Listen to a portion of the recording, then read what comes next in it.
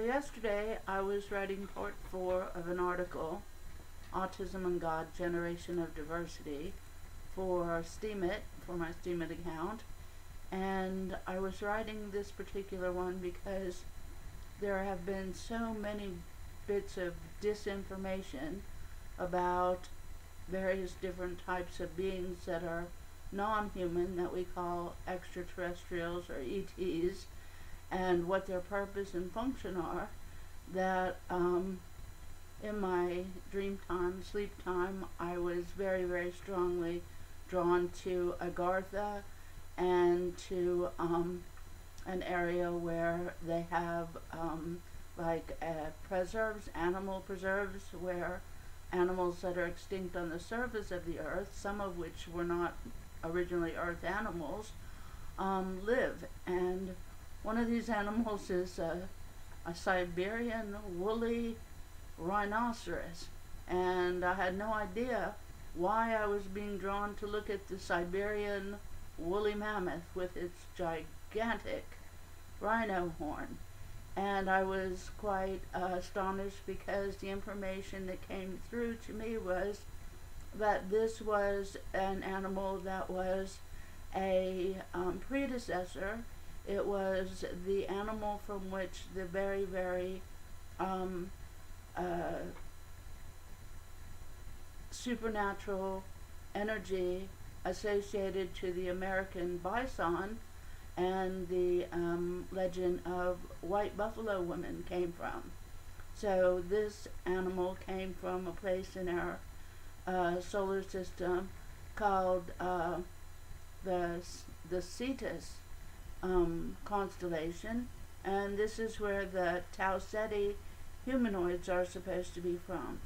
The Tau Ceti humanoids are reported to look like tan-skinned Nordics, and reported with blonde hair, brown hair, black hair, Romanesque-style haircuts. And this led to another observation.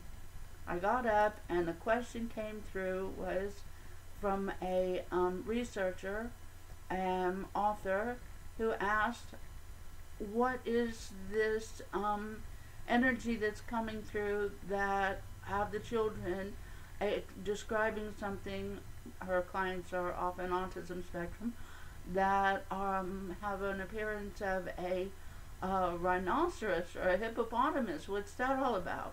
Well, immediately I was able to answer the question because that supernatural or superconscious energy had already come through to me, and this animal is trying to shed light on the fact that indigenous peoples who live on parts of our planet that are original stargates, that are very, very special places, like the people from Siberia, the Aborigines from the Ayers Rock area, some of the Native American indigenous people.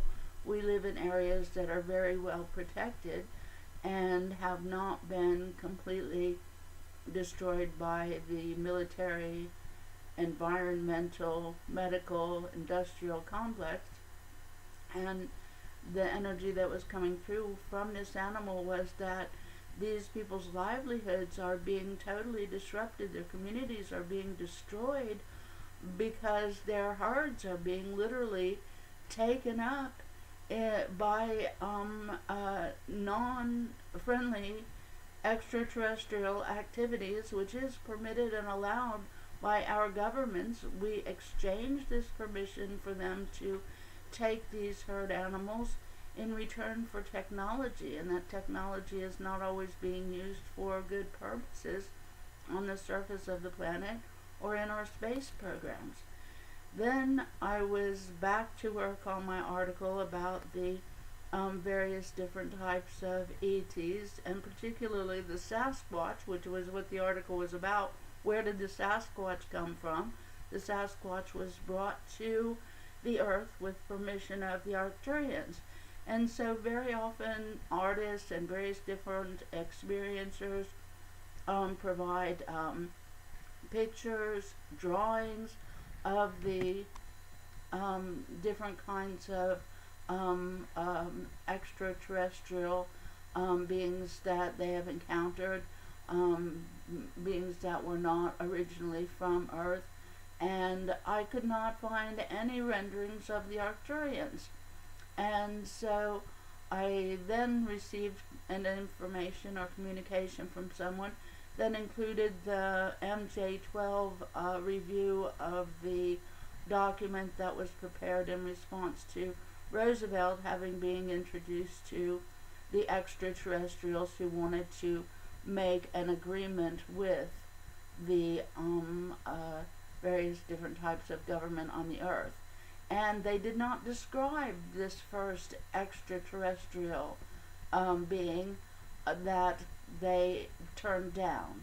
They turned them down because in return for an agreement with them, it would have meant that we would have to behave in a peaceful way towards one another, not only in our own countries, but people of other countries as well. But they would have also offered us protection and made certain that that agreement was strictly adhered to. And we did not accept peace at that time. They failed to describe these beings, these extraterrestrial beings who offered peace on Earth with protection for us. That's because they were the Venusians and they looked just like us, and they often come in packages with names like Nikolai Tesla. And Nikolai Tesla clearly left in his final communication was that he was Venusian.